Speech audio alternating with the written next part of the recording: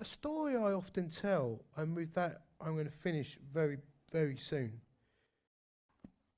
I've had a privilege to minister in India probably about 12 times for a few weeks at a time. And one time, one of my early visits, I had what I can only describe as probably the most life-changing experience other than seeing my children born and getting married to Karen. This experience changed the whole orientation of my life. We're ministering in this place that is a hot, sweaty, dusty, dirty building that's about the size of these two chunks here, but 3 times as many people wedged in, you know. And all I wanted was a bottle of Thumbs Up that was in the corner, which is like Indian Coke. It's spicy, it's like Dr. Pepper, it's brilliant. And it's really hot, and all I wanted was that, and getting a bit grumpy, you know. When you offer prayer in India, everyone comes forward because they haven't got Superdrug. Boots a chemist, you know. With us, it's like pick and choose. Well, I might get a little cheeky bit of prayer today, but you know, I think I'm feeling all right, just take a couple of Nurofen instead.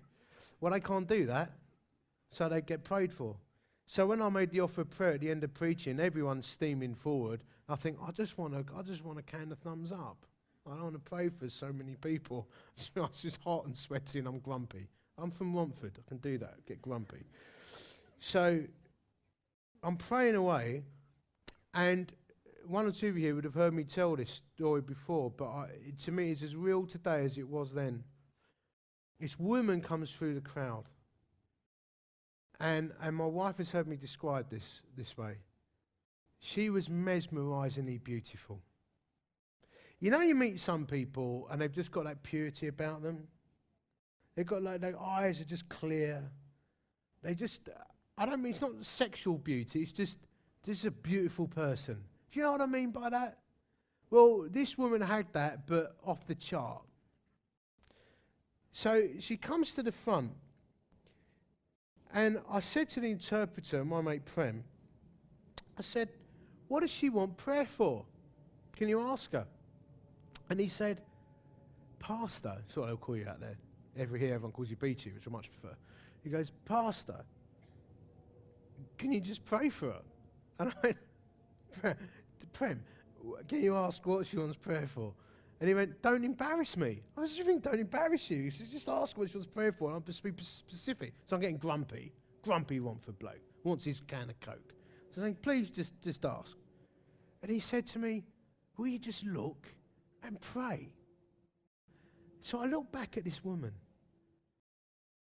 and her face, half her face, was disfigured from a skin disease.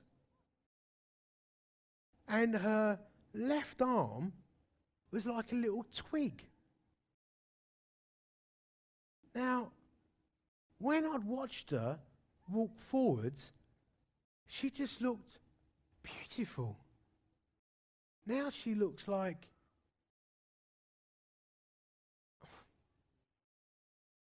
what some people would say is just a destroyed person, diseased and seriously down and out. I'm looking at her and I'm thinking, what on earth is going on here? And it was at that precise moment, it's one of the few times this has ever happened to me, as clear as it could ever be clear, deep inside me, I heard this still whispering voice of God. He said to me, the way you saw her when you first looked at her was the way that I see her all the time. Beautiful in my sight. Beautiful to me. And it totally changed my life.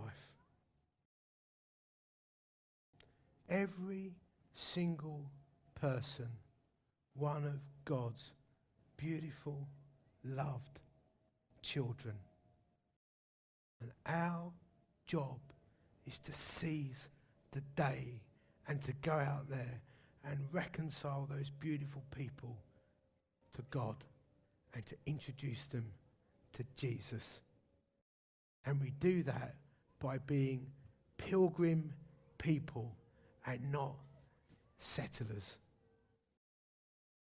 We are characterized by optimistic hope because we know that one day we're going home.